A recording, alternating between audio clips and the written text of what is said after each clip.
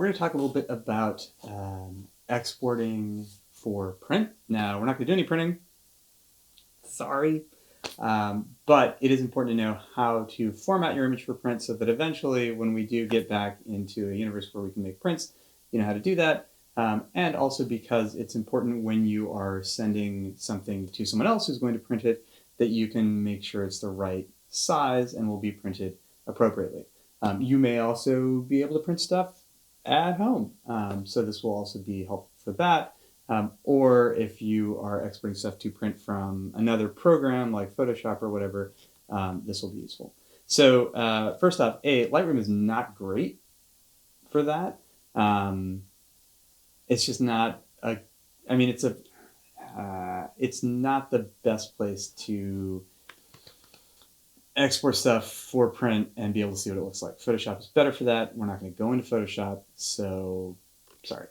Okay, but doing it. All right, I've got a picture here of some bananas that are fan-freaking-tastic, and I would like to make a print of them. I have a specific size that I would like to have that print be. I've gotten that size from, I don't know, assignment description, something. So I want to make this print on 11 by 17 inch paper, right? So 11 by 17 inch paper, cool. That means that if this were a piece of 11 by 17 inch paper, which it's not, all right, fine, all right, cheeky.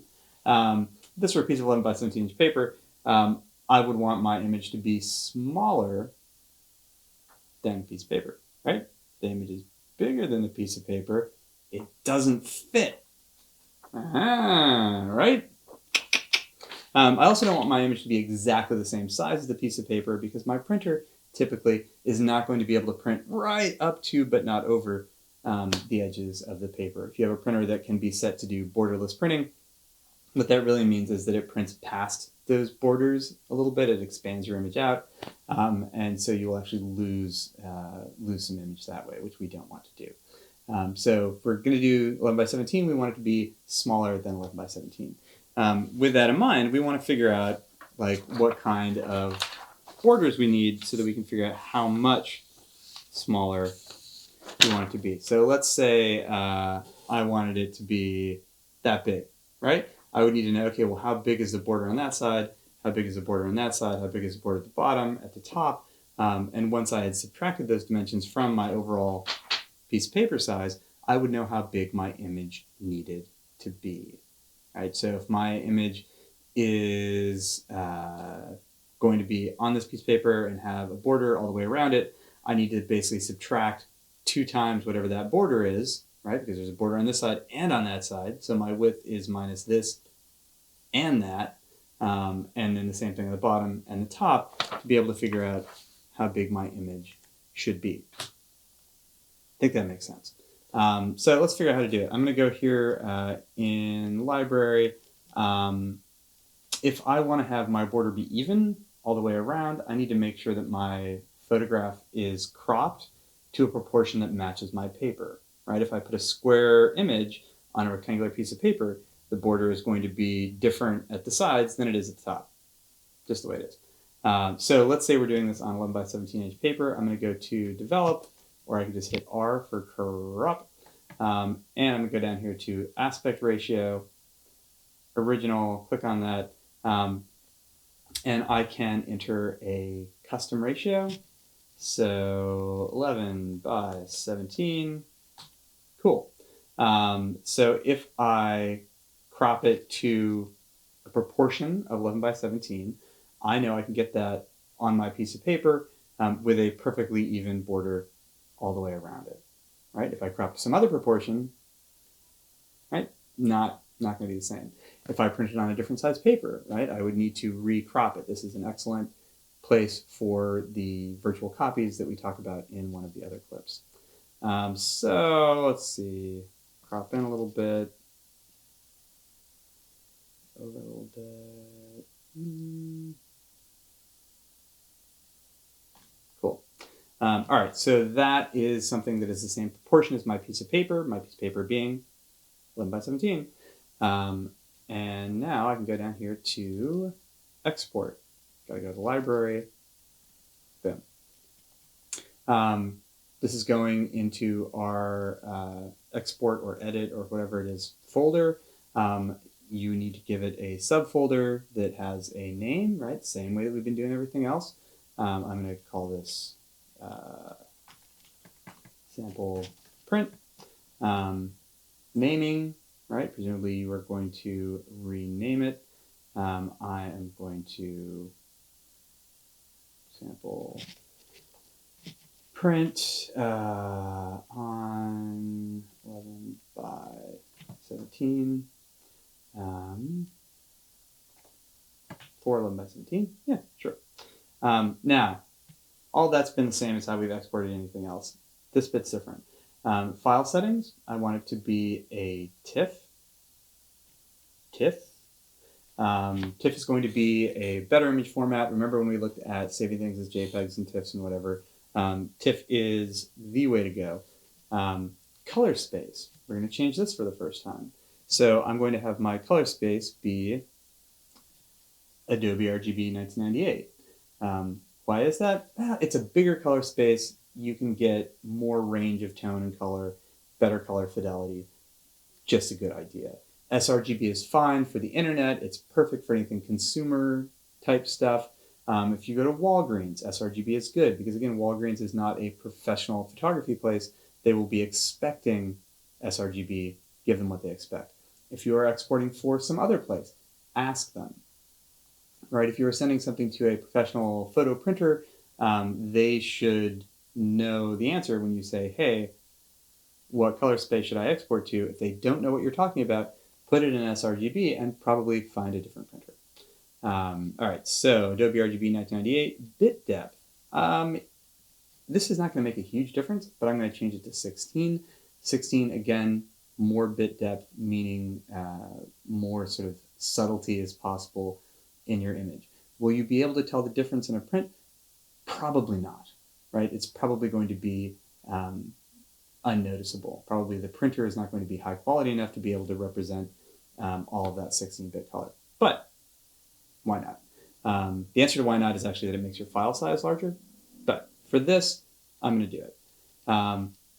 Okay, so everything was the same, right? Where it was going, subfolder, renaming something rational, file format TIFF, color space Adobe Rgb 1998, compression none, bit depth 16-bit, so that bit is new. For the file settings, the important part, I mean, the file settings are important, but perhaps the most important part is going to be image sizing, right? If you get your file settings wrong, you may have a slightly crummy looking image. If you get your image sizing wrong, it will be like off the paper. You'll only see a tiny part of it. Like it'll be like the size of a postage stamp. Like all of these things could be happening. So let's make sure that we do this correctly. So resize to fit.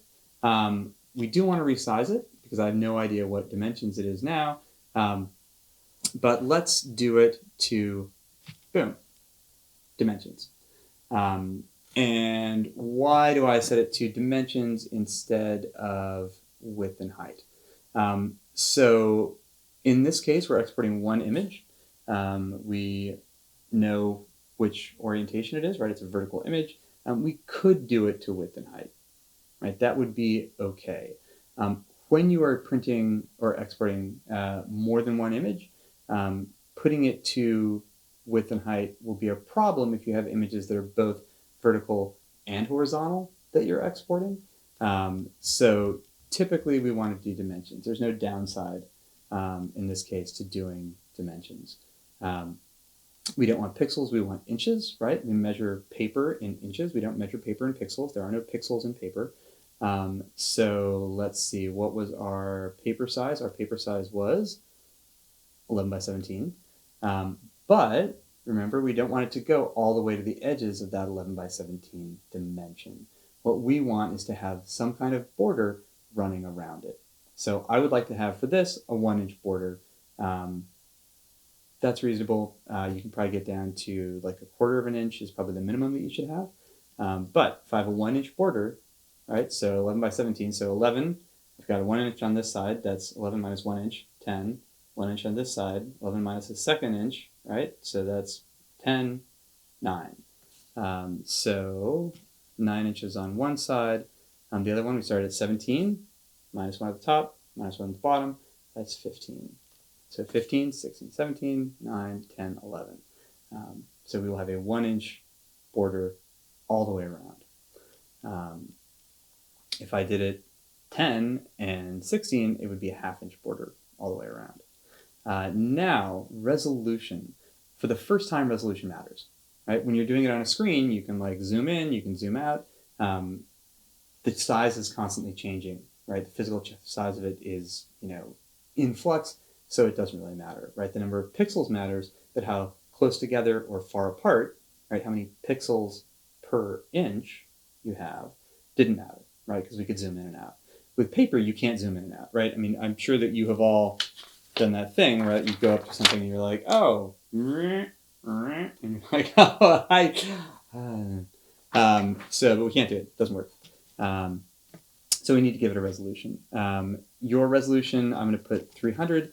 300 is a good printing resolution, right? 240 would probably be fine. 360 is probably fine. More than that, you are just basically wasting pixels. Your eyeball is not going to be able to see it. Less than that, you're going to start to lose some image quality. So I try to go between like 150 and 180 to 360. We'll go with 300 for this. And then right here, this is probably on your computer checked by default. Uncheck that, right? So I think that my image has enough detail to be able to get 9 by 15 at 300 pixels per inch, but I'm not sure, right? And if I'm wrong, it won't make it bigger, and so it won't be the right size. So I'm going to say, listen, go ahead, and if you have to make up some pixels, do it. I'll show you how we can check to see if that's going to happen, because you don't really want it to make up pixels, right? You want it to like just use the information we have, and if you can't print it that big, just don't print it that big. But for this, boom, 300 pixels per inch. Sharpen for, it's not going onto a screen, it's going on paper, matte paper, glossy paper, basically anything that has any shine at all. Luster, eggshell, eggplant is all glossy. Everything else is matte. I'm going to print on luster paper, so I'm going to say glossy amount, standard. Don't worry about it. And that's it. So I'm going to go ahead and export that. Now, through the magic of post-production, you can see what it would look like printed on a piece of paper. You'll notice that the margins are actually not even because I screwed up, and you should have been cropping to that smaller image size, i.e. the 9 inches by 15 inches, so that it would actually come out properly sized in the end. I apologize.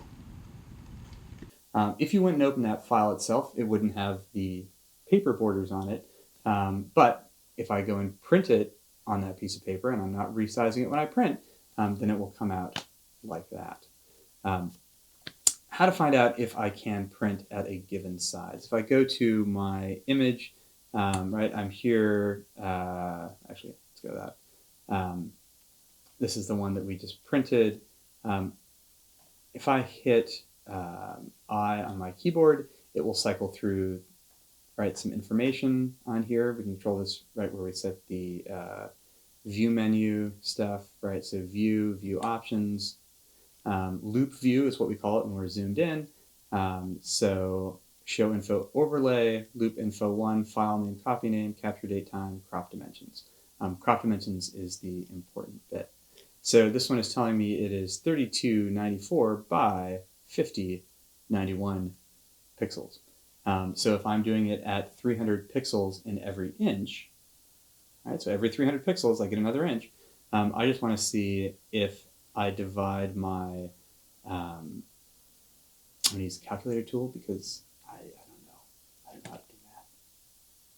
It's not really true, but whatever.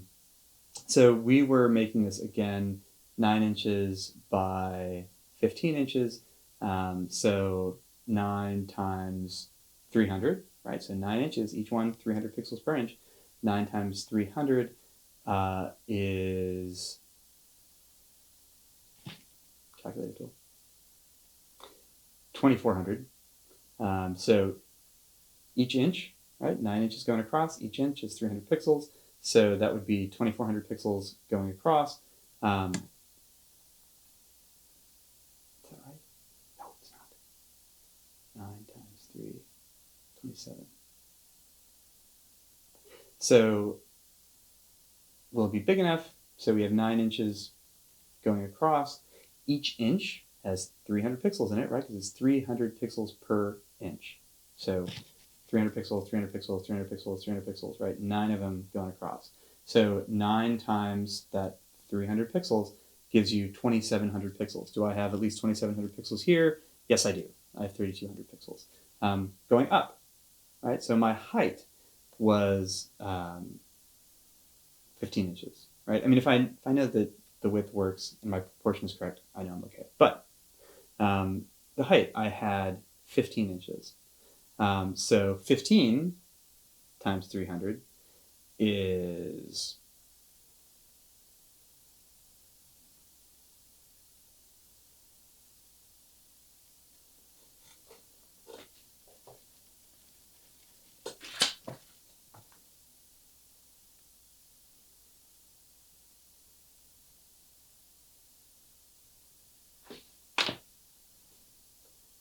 4,500. So do I have 4,500 pixels here? Yes, I do. I have 5,000 pixels. So I know that I will not actually have to enlarge my image any when it exports it. If I had a smaller image, then maybe that would be a problem.